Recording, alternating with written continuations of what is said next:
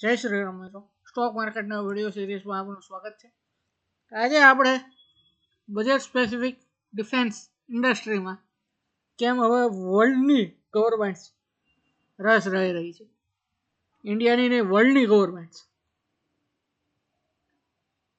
કારણ કે કોઈ પણ ગવર્મેન્ટની પ્રોટેક્શન ખુદથી રાખવું ખૂબ જ જરૂરી છે, સાબિત થાય છે. ઘણી બધી રીતે સાબિત થઈ જાય છે ખુદથી પ્રોટેક્શન રાખવું ઘણી બધી રીતે સાબિત થાય છે. હવે ચાલો આપણે આના વિશે ચર્ચા કરીએ. ગ્લોબલ મિલિટરી સ્પેન્ડ,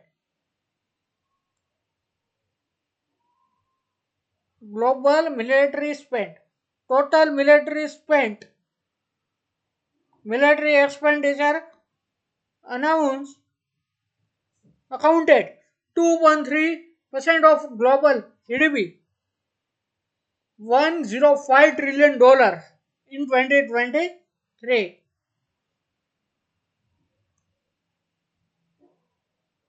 આ ચાર્ટ ઉપરથી તમે જોઈ શકો છો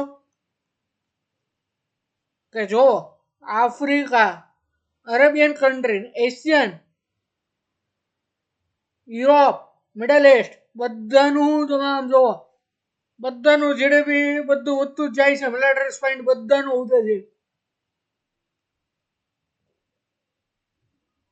United state, China, Russia, India, south Africa,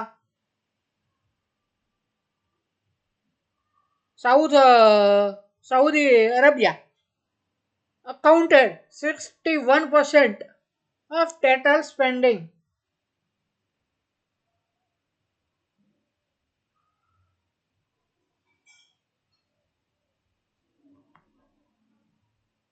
આ ચાર કન્ટ્રી છે ને, આપણા India, US still make of roughly 40% around world of military spending. આ તમે જોઈ લો, વર્લ્ડ વાઇડ આ બધા બિલિયન્સમાં આંકડા છે. યુએસ ડોલર બિલિયન્સ, આપણે ઇન્ડિયા હજી ચોથા નંબરે છે અને આપણે ચોથા નંબર જાળવી રાખ્યો છે. આ જો યુકેનિયા એ 2022માં 11મા નંબરે હતું, ટોપ 8માં 8મા નંબરે આવી ગયું છે.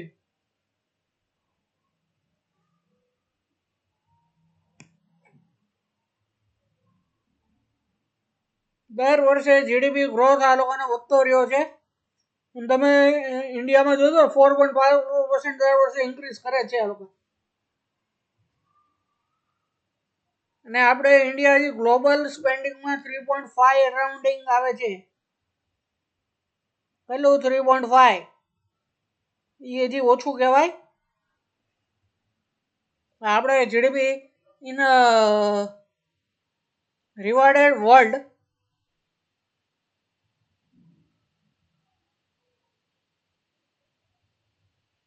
ડિફેન્સ સ્પેન્ડિંગ જો તમે જોવા જાઓ ને, ડિફેન્સના પર્સન્ટેજમાં જીડીપીના કેટલું સ્પેન્ડિંગ કરે છે. સાઉદી અરેબિયા છે ને, આપણા કરતા 3.5 ટાઈમ્સ વધારે છે. ચાઇના,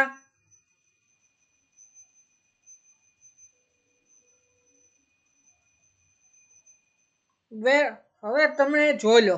હવે હું તમને આમાં આંકડાઓ બતાવું કે કેમ આપણે સ્પેન્ડિંગ વધી રહ્યું છે, રીઝન શું છે.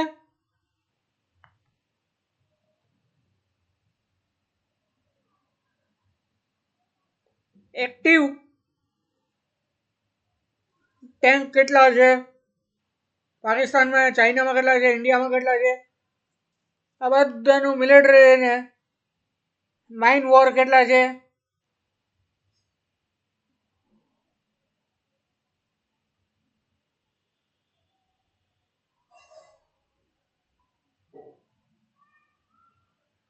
હવે આ આંકડા વર્ષે તમે થોડોક ખુશી થશે કે આપણે જે બીજી બધી કન્ટ્રી કરતા સિમ્યુટેશન સારું છે. સિમ્યુટેશન મીન્સ કે એક આપણો સૈનિક છે એની પાસે કેટલા શસ્ત્રો હોય છે. આપણી પાસે સૈનિક પાસે સાડા 12 શસ્ત્રો છે, જ્યારે ચાઇનામાં હજી 10.5 શસ્ત્રો 10.28 શસ્ત્રો છે એક સૈનિક પાસે, ને યુએસએમાં આ આંકડો 4.9 જ છે. હવે ડિફેન્સ બજેટ ઓફ ઇન્ડિયા, હવે ડિફેન્સમાં ઇન્ડિયાનું બજેટ કેવા પ્રકારનું છે તેના વિશે હવે આપણે ચર્ચા કરીએ. હવે જો તમે જોવો ને કેપિટલ પ્રોડક્ટમેન્ટ પરચુમેન્ટ એટલે આ બધા ટેન્કો શસ્ત્રો ગન્સ રાઇફલ ને બધું બનાવે ને એમાં 27% છે. રેવન્યુ એક્સપેન્ડિચર એક્સપાન્ડ કરે ને એને 14.82% છે. આ ટીએ ડીએ ને આ બધા રિટાયર થયા હોય એના બધા પીએ અલાવન્સ ને બધું આવું આપવાનું હોય ને એના 30.26% છે. ડિફેન્સ પેન્શન 22.60% છે. અને મિલિટરી ઓફ ડિફેન્સ ઓર્ગેનાઇઝેશન આ રો ને આ બધા આવે છે ને એને 4.1% બજેટ આ લોકો ફાળે. ટોટલ 100% બજેટ ઓલ ઓવર ઇન્ડિયાનું બજેટ નહીં, આ તમને સ્પેસિફિકલી કહી દે એમ કે 100 કરોડ આપ્યા હોય એમાંથી આ બધાના ભાગ આવી રીતે પડે. Defence budget Indian over years તમે જો સિવિલમાં બજેટ વધે જ છે દર વર્ષે. રેવન્યુ એક્સપેન્ડિચર વધી રહ્યું છે. ટોટલ ડિફેન્સ બજેટ દર વર્ષે વધારી રહ્યા છે. આ થોડુંક ઘટાડ્યું હતું, અહીંયા સુધી જ જોજો ભાઈ, આ આંકડો હજી સાચો નથી આપવાનો, પ્રીડિફાઈન્ડ કરેલો છે. ટોટલ ડિફેન્સ બજેટ એક્સપેન્ડિચર દર વર્ષે વધે છે. એટલો મતલબ એમ કે ભારતના સૈનિકો હવે સજ્જ થઈ રહ્યા છે શસ્ત્ર સરંજામ.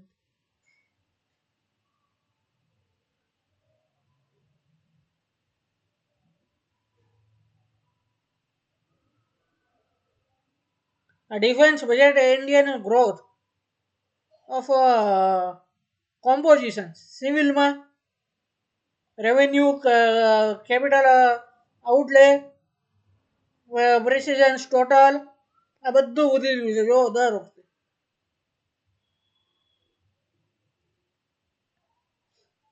હવે આપણા ઇન્ડિયા માટે સારા સમાચાર કહું કે હવે આપણે થોડુંક એક્સપોર્ટ કરવા માંડ્યા છીએ. ડિફેન્સના શસ્ત્ર સરંજામ હવે ઇન્ડિયા આપણું એક્સપોર્ટ કરતા થઈ રહ્યું છે. આપણે ઇમ્પોર્ટર કન્ટ્રી હજી છીએ, હું એમ નથી કહેતો આપણે ઇમ્પોર્ટર કન્ટ્રી નથી પણ હવે આપણે એક્સપોર્ટ પણ કરવા જઈ રહ્યા છીએ. તમે જોઈ લો દર વર્ષે એક્સપોર્ટનો ગ્રાફ વધી રહ્યો છે. આપણે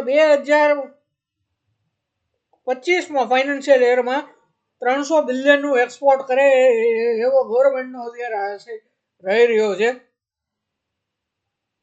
આટલું બધું એક્સપોર્ટ કરીએ છીએ આપણે. એક્સપોર્ટ તમે આટલા બિલિયન એમ કહેતા હશો કે આટલા બિલિયન છે, તો ઇન્ડિયાથી ટોટલ એક્સપોર્ટ જે આ બધું ડિફેન્સનું થાય છે ને એના 1% ના પણ 8મા ભાગમાં છે.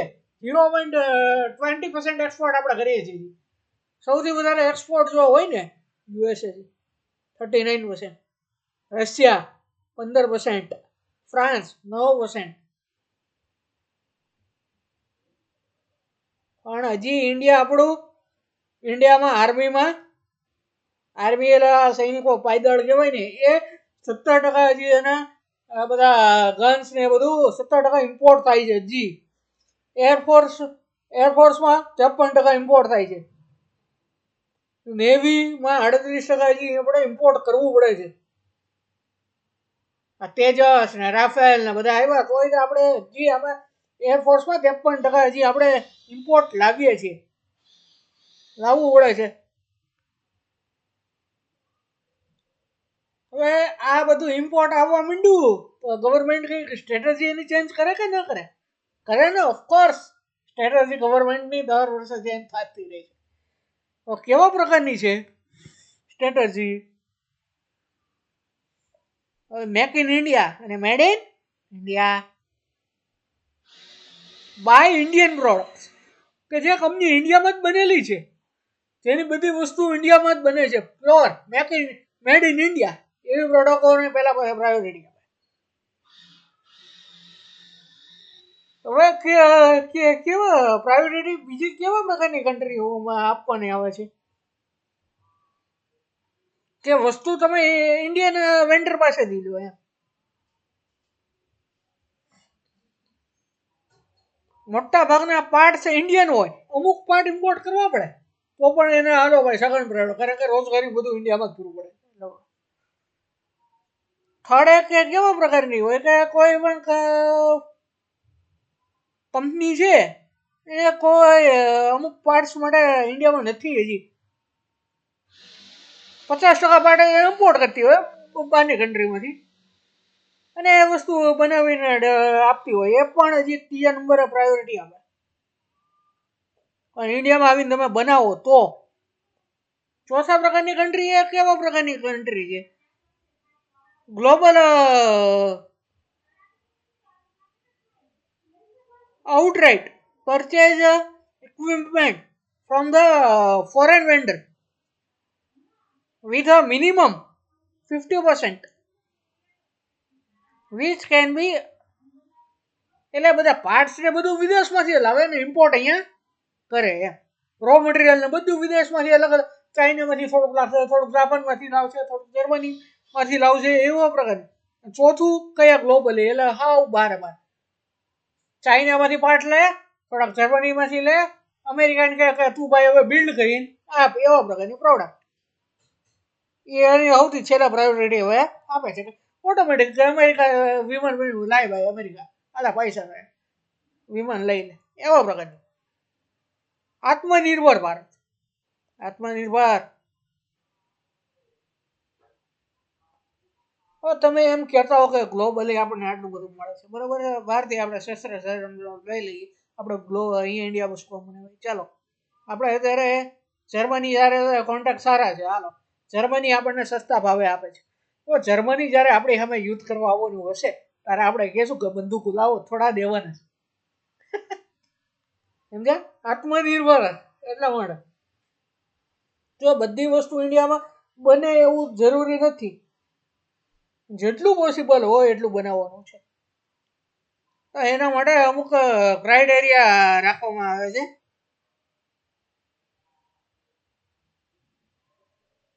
નેગેટિવ ઇમ્પોર્ટ લિસ્ટ, એટલે અમુક કે બોમ્બ ને એવું કંઈ તમારે હાથે જ બનાવી લેવાનું ઇન્ડિયામાં, બહારથી મંગાવવાનું નહીં, એવા પ્રકારની એમ. પોઝિટિવ